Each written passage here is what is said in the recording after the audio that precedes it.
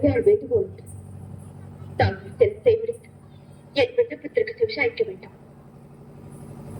தாட்சாயணி அனைத்து உணர்ந்தவள், ஆத்திரப்படும்படி ஏதும் கேட்க மாட்டா என்பது எனக்கு தெரியும்.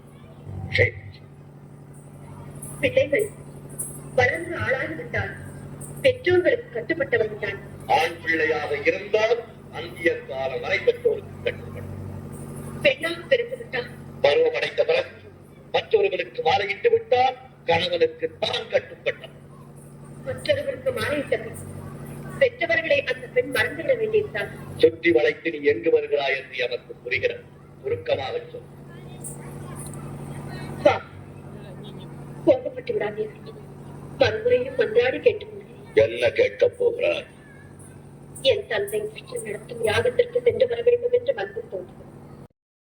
கலை மனிதனாக பிறந்த ஒவ்வொருவனும் அள்ளி அள்ளி பருக வேண்டிய அமிர்தமடாது.